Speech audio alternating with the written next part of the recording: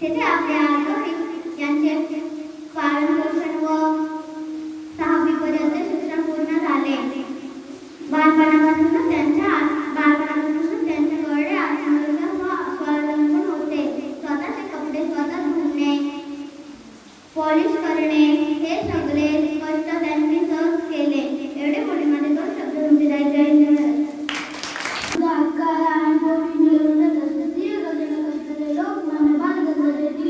त्यांची पुण्यतिथी या निमित्ताने आपण येथे जमलो आहोत.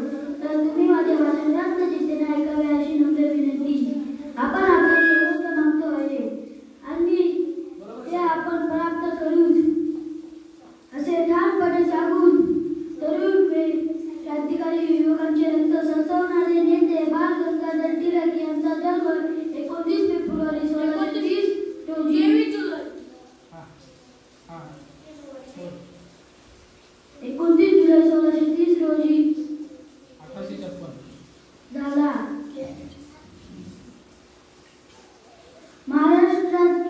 महाराष्ट्र राज्यातील रत्नागिरी जिल्ह्यातील चिखली या गावी झाला. त्यांच्या बालपणीचे नाव केशव होते. त्यांच्या वडिलांचे नाव गंगाधर आणि आईचे नाव पार्वतीबाई असे होते.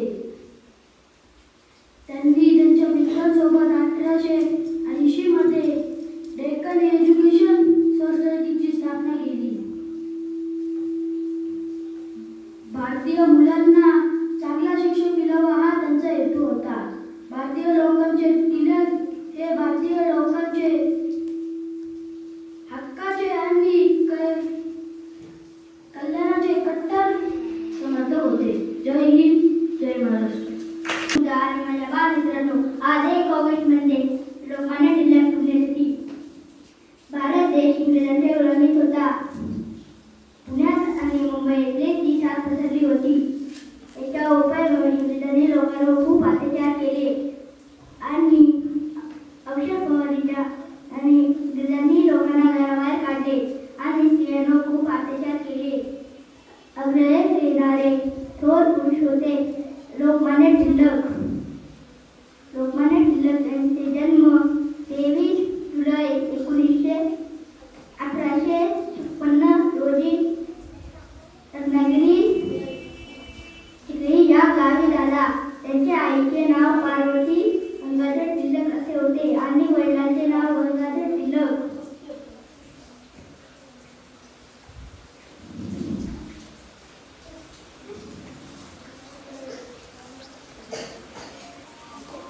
आणि एवढे बोलून मी माझ्या 2 शब्द संपवतो. जय हिंद, जय महाराष्ट्र. महाराष्ट्राची शान, बहुजनांची आण, साहित्याची मान, अण्णाभाऊची लेखणी आहे जगात लेखणी आहे जगात लेखणी. आपले विचार, कार्य व प्रतिमा यातून लोककलेला प्रतिष्ठा प्राप्त करून येणारे आणि वंचितांच्या व्यथा प्रभावीपणे मांडणारे थोर व्यक्तिमत्व म्हणजे लोकशाहीर अण्णाभाऊ साठे. लोकशाहीर अण्णाभाऊ साठे यांचा जन्म 1 ऑगस्ट 1920 रोजी सांगली जिल्ह्यातील वाळवा तालुक्यातील वाटेगाव या गावी झाला. त्यांचे पूर्ण नाव तुकाराम भाऊराव साठे असे होते. त्यांच्या वडिलांचे नाव भाऊराव व आईचे नाव वालबाई होते.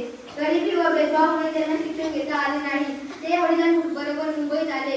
तिथे त्यांनी मिलेचे काम केले. जगण्यासाठी त्यांना खूप संघर्ष करावा लागला, पण ते खचले नाही. नराश्रय तलवारीवर साठलेल्या धुळीसारखे असते. दूर लटकली ती तलवार पुन्हा जाणार बनते अशी त्यांची विचारसरणी होती. शाळा न शिकताही त्यांची साहित्य क्षेत्रात खूप प्रचंड कामगिरी केली. त्यांचा लोकशाहीर हा नाव लौकिक झाला. एवढे पण मला 2 शब्द संबोधून जय हिंद, जय महाराष्ट्र. स्वराज्याची सिंह गर्जना केली.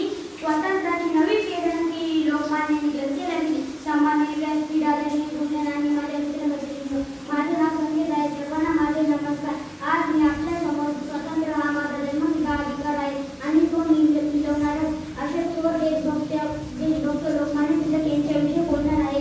लोकमान्य टिळक यांचा जन्म 23 जुलै 1856 रोजी महाराष्ट्रातील रत्नागिरी जिल्ह्यातील चिखली या गावी झाला. त्यांचे पूर्ण नाव बाळ गंगाधर टिळक असे होते. त्यांचे वडिलांचे नाव गंगाधर असे होते आणि त्यांच्या आईचे नाव पार्वतीबाई असे होते.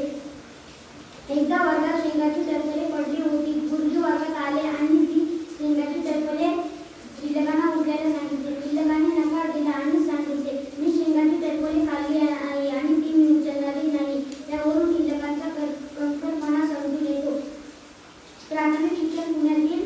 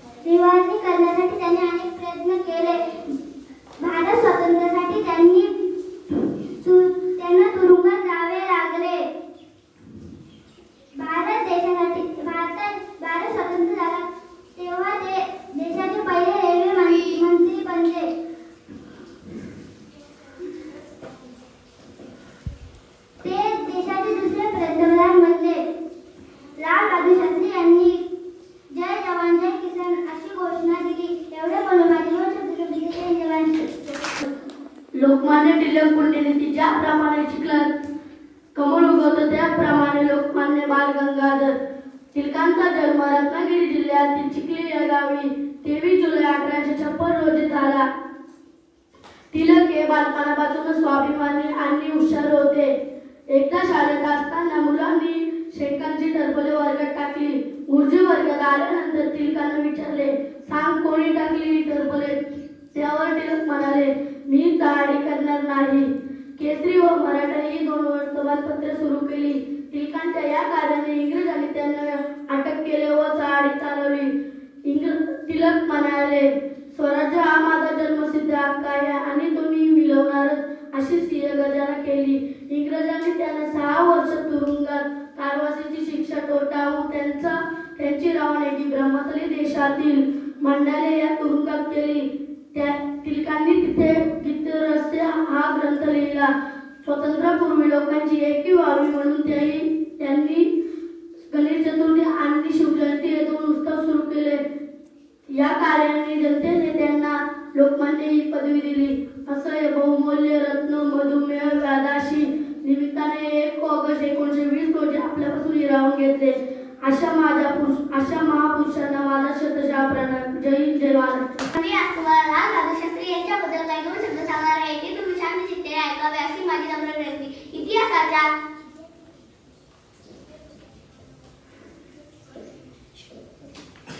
आज मी तुम्हाला लाल बहादूर शास्त्री यांच्याबद्दल काही 2 शब्द सांगणार आहे. ते तुम्ही शांत चित्ताने ऐकावे अशी माझी नम्र विनंती. लाल बहादूर शास्त्री यांचा जन्म 2 ऑक्टोबर 1904 रोजी झाला. त्यांच्या वडिलांचे नाव शारदा प्रसाद व आईचे नाव रामदुलारी देवी असे होते. ते 1.5 वर्षांचे असताना त्यांच्या वडिलांचे निधन झाले. घरची परिस्थिती एकदम गरीब असताना त्यांनी शिक्षण घेतले. गांधीजींना ते आपले गुरु मानत.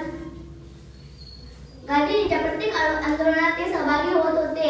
त्यांनी गांधीजींच्या असहकार आंदोलनात सहभाग घेतला. तिथे त्यांना इंग्रजांनी पकडले व न्यायाधीशांपुढे नेले. न्यायाधीश म्हणाले, अरे याचे वय तर खूप कमी दिसत आहे. जन्मतारीख विचारल्यावर समजले की वय 18 वर्षांपेक्षाही कमी आहे. मग त्यांना सोडण्यात आले. देशप्रेमाचा संस्कार त्यांच्यावर लहानपणी झाला होता. त्यांनी आपल्या गुरूंकडून व शिक्षकांकडून देशप्रेमाचे धडे आत्मसात केले. पुढे त्यांनी बनारस महाविद्यालयात कला शाखेत प्रवेश घेतला व ते BA झाले. त्यांनी जय जवान जय किसान ही घोषणा दिली. एवढे म्हणून माझे 2 शब्द होते. जय जवान. मी आज तुम्हाला अण्णाभाऊ साठे यांच्याबद्दल काही 2 शब्द सांगते. ते तुम्ही शांत चित्ताने ऐकावे ही माझी नम्र विनंती.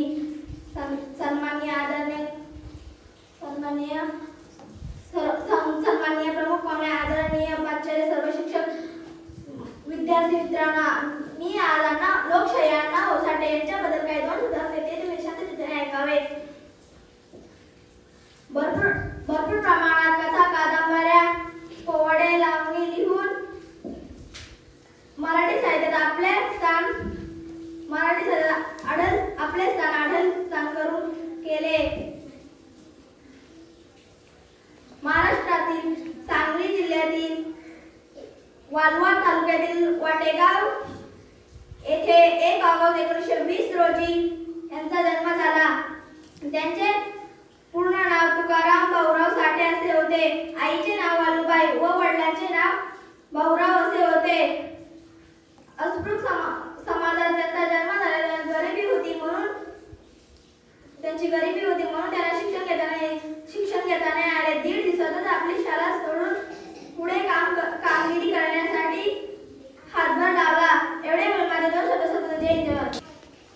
लोकमान्य बाळ गंगाधर टिळक, त्याच्यानंतर भारतरत्न लालबहादूर शास्त्री आणि लोकशाहीर अण्णाभाऊ साठे यांच्याबद्दल आपल्या भाषणातून माहिती सांगितली. बरोबर. आता ही माहिती सांगितल्यानंतर तुम्हाला बऱ्याचशा गोष्टी काय माहिती झाल्या असतील. म्हणजे आज तुमच्याकडं तुम्ही गणपती गणेशोत्सव साजरा करता. 8 दिवस तुम्हाला 10 दिवस मिळते शाळेला. बरोबर की नाही? पण ही गणेशोत्सवाची सुरुवात कोणी केली होती? हे माहिती होतं अगोदर तुम्हाला? नव्हतं. त्याच्यानंतर आपण शिवजयंती साजरी करतो. हो. हे माहिती कोणी सुरू केली शिवजयंती साजरी करायला सुरुवात? पुण्यामध्ये. ते आपल्याला माहिती नव्हतं. ज्यांनी हे उत्सव सुरू केले ते त्या काळात का गरजेचे होते तुम्हाला माहिती आहे? का बरं गणेशोत्सव सुरू केला? का बरं शिवजयंती सुरू केली? सर त्या स्वातंत्र्यापूर्वी लोकांची एकटी व्हावी. Very good. काळावर एकदा सांगा.